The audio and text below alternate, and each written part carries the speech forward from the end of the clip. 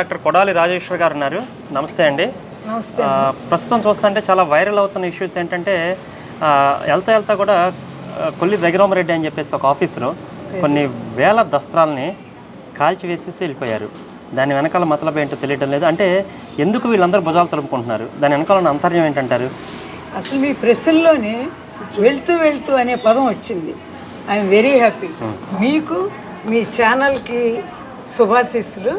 Viewers కూడా ఎంత జాగ్రత్తగా తెలుసుకోవాల్సిన అంశం ఏంటంటే అసలు అన్ని వేల పత్రాలని ఇప్పుడు హడావిడిగా తగలబెట్టడం అనేది అవసరమా?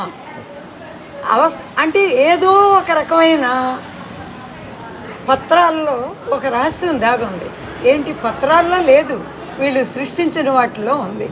అంటే వాళ్ళని వాళ్ళు కాపాడుకోవడానికి రేపు ప్రభుత్వం మారితే మా బతుకేంటి అనే భయంతో వాళ్ళు మార్చారు. ఇది పెద్దగా మీరు కొత్త విషయంగా అడిగారు. కానీ ఒక మంత్రిగా చేసిన ఆయన కాకాణి దొంగలు వచ్చి పర్టికులర్గా ఈయన పేపరే కోర్టులో ఎత్తుకుపోయాడు అన్నాం. అవురా నోరు వెళ్ళబెట్టాం. గతంలో ఎలుకలు కొరికినాయి అని అన్నారు. గంజాయి పోలీస్ స్టేషన్లో పెడితే ఎలుకలు తినేసినాయి అని పంది కొక్కులు చెప్పారు. అసలు ఏం జరుగుతుంది ఈ రాష్ట్రంలో? ఇంకా ఏం మిగిలిందని చిట్ట చివరి దశలో కూడా రాష్ట్రానికి కష్టమి మీకే.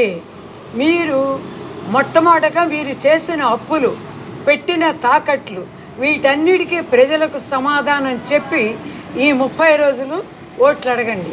అమ్మ మీరెవరైనా రసెల్ బెర్నార్డ్ వీళ్ళందరూ చెప్పింది ఏంటంటే మొట్టమొదటగా ఎరేసి ఫూల్స్ని అట్రాక్ట్ చేస్తారు.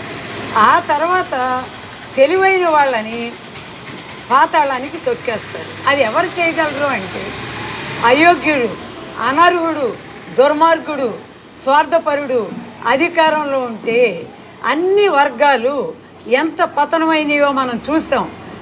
మళ్ళీ అలాంటి దురవస్థ ఈ రాష్ట్రానికి తీసుకురాకండి.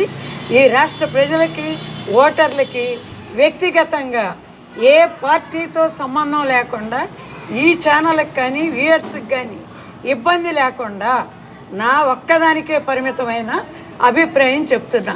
ఈ రాష్ట్రాన్ని కాపాడండి, ఈ రాష్ట్రాన్ని అభివృద్ధి చేయండి, ఈ రాష్ట్రానికి పూర్వ వైభవం తీసుకురండి. అందులో మొట్టమొదటి మాట 5 నిమిషాలకు కూడా హెలికాప్టర్లు వేసుకు తిరుగుతున్నారే. సైకిల్ మీద అసెంబ్లీకి వెళ్ళినటువంటి పుచ్చలపల్లి సుందరయ్య గారిని మర్చిపోయారా? ఒక ముఖ్యమంత్రి ఫణిక్కర్ను మర్చిపోయారా? గుల్జారీలాల్ నందా ప్రధానమంత్రి మర్చిపోయారా? అలాంటి దేశంలో, అలాంటి రాష్ట్రంలో ఇంత దుర్మార్గంగా ప్రతి నెల మాకు జీతాలు వస్తాయా అని అడగట్లా, ఫలానా ఆయనకి అప్పు పడుతుందా ఆర్బీఐలో అని అడుగుతున్నాడు. అంటే చివరికి మంగళవారం నాడు వెళ్ళి అప్పు తెస్తేనే ఈ రాష్ట్రాన్ని అధోగతి పాలు చేసిన వ్యక్తిని తరిమి కొట్టండి. పక్క రాష్ట్రంలో వ్యక్తికి, మాజీ ముఖ్యమంత్రికి, ఆయన కుమారుడికి పట్టబోయే దుర్గతి కన్నా ఇతని దుర్మార్గాలను మొత్తం నేను ఒక్కదాన్ని కాదు, అత్యంత బలహీనురాలైన నా ఒక్కదాని వలన అవ్వదు. నా గొంతు రవీంద్రనాథ్ ఠాగూరే చెప్పాడు, ఒక్క గొంతుకి 10 గొంతులు 1000 గొంతులు కలవాలి అని. మన అందరం కలిసి మొదట చేయవలసిన పని అతను చేసిన తప్పులకి క్షమాపణ అడిగి బయటికి పోవాలి. అలాగే ఇప్పుడు ఓట్లు అడిగి మేము ఆంధ్ర రాష్ట్రాన్ని మళ్ళీ ఉద్ధరిస్తాం అని చెప్పిన చంద్రబాబు నాయుడు గారిని, అసెంబ్లీకి పార్లమెంట్కి పోటీ చేసే వాళ్ళని, వీళ్ళు ఇచ్చే గ్యారంటీలకి మనం వాళ్ళ చేత సంతకాలు పెట్టించాలి. ఇందులో ఏది చేయకపోయినా వీళ్ళ మీద కూడా 420 కేసు పెడతాం. ఎవరమైతే ఎన్నుకున్నామో రీకాల్ వెనక్కి పిలుస్తాం అని వీళ్ళకు కూడా మనం చెప్పాలి. అలా చెప్పగలిగే గొంతు మనకు ఉండాలి. అలా లేకపోతే ఏమవుతుందంటే ఆకలి కేకలకి ఒక రొట్టె ముక్క విసిరి ఆ జన్మాంతం మనల్ని ఏ దుస్థితికి తెస్తున్నారో చూశారు. ఇది మీరు అడిగిన ఒక ప్రశ్నకి నా సమాధానం. ఒక సామెత ఉంది ఇంగ్లీష్లో, biggest battles comes from the closest people అని. అంటే పెద్ద యుద్ధాలన్నీ కూడా అయిన వాళ్ళ నుంచే మొదలవుతాయి అనేది ఒక సామెత. yes you are right. So ఈరోజు ఏంటంటే లేటెస్ట్ ఇష్యూ ఏంటంటే అసలు జగన్మోహన్ రెడ్డి నా అనుకున్న వాళ్ళు ఎవరూ లేరు, కానీ ఆయన ఏం చెప్తున్నారు, నన్ను ఒంటరిని చేశారు అని అంటున్నారు. షర్మిల ఏం చెప్తుందంటే రక్తపు పునాదుల మీద నిర్మించిన పార్టీ అని అంటుంది. దానికి మీ సమాధానం ఏం చెప్తారు అసలు? ఇప్పుడు నేను కూడా ఇంకోటి చెప్పబోతున్నాను. Democracy becomes bureaucracy when there is illiteracy. అంటే నిరక్షరాస్యత రాజ్యం వెళ్తుంది. 3వ తరగతి 5వ తరగతి వాడు మంత్రులు అవుతున్నారు. అప్పుడు వాళ్ళు ఎవరి మీద ఆధారపడుతున్నారు? బ్యూరోక్రాట్స్ మీద ఆధారపడుతున్నారు. ఇది డెమోక్రసీనా బ్యూరోక్రసీనా?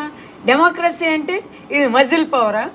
అంటే నువ్వు చేపతో ఒకరోజు భోజనం పెడితే సరిపోదు. చేపను పట్టడం నేర్పితే అతని కుటుంబం, కొన్ని కుటుంబాలు బాగుపడతాయి. అయితే నువ్వు మత్స్యకారులు కూడా దోసేసావుగా, ఆ స్థలాలను కూడా దోసేసావు కదా. మరి ఇప్పుడు వీటన్నిటికీ సమాధానం చెప్పాల్సిన సమయం ఆసన్నమైంది. చెప్పలేడు, ఎందుకంటే అతనికి భాష రాదు. శల్యమ్మ అసలు ఏ భాషలో ఉందండి?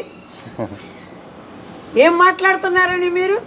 అలాగే ఇంకో మాట అడుగుతా, నీ సొంత చెల్లెల్ని నువ్వు ఇంటి పేరు మార్చుకో అని చెప్తున్నావే, వైఎస్ అనేది ఉండకూడదని.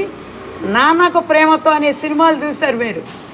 ఆడపిల్ల తండ్రిని ఎలా ప్రేమిస్తుందో చూశారు. నీ చెల్లి ఇంటి పేరు సంగతి తర్వాత.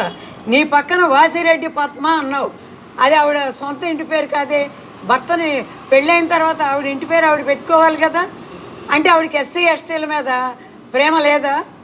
మరి ఆవిడ ఎవరిని చేసుకుంది? అతని పేరేంటి, అతని ఇంటి పేరేంటి? ఆ తర్వాత ఇంకో పక్కన పెట్టావు కదా లక్ష్మీ పార్వతి అని. ఆవిడ నందమూరి రాత్రే కల్లోకి వచ్చాడు అని చెబుతూ ఉంటుంది. ఎవడు కల్లోకి వచ్చాడు? నీ మొదటి భర్త, రెండో భర్త. అసలు వాళ్ళిద్దరు నీ భర్తలు ఎలా అవుతారు? వీరగంధం ఆయన పెళ్ళిళ్ళై పిల్లలు ఉన్నారు. ఎన్టీ రామారావు గారి మహోన్నతమైన వ్యక్తిని అత్యంత దుర్గతి పట్టించే స్థితికి దిగజారు. అటువంటి వ్యక్తి నీ పక్కన ఉంది, ఇటువంటి వ్యక్తి నీ పక్కన ఉంది. వీళ్ళందరినీ నీ ఇంటి పేరు ఏంటి అని అడగకుండా సొంత చెల్లెల్ని ఇంటి పేరు మార్చుకోమంటావేంటి? నీ గౌరవం లేదు తండ్రి అంటే. ఆ అమ్మాయి గౌరవం ఉంది, తండ్రి పేరు చెప్పుకుని బతుకుతాను. తన కొడుకు కూడా ఎవరినన్నా చేసుకొని ఆ కులం ఏదన్నా అని తన తాత పేరు పెట్టుకుంది. నువ్వేం చేస్తున్నావు?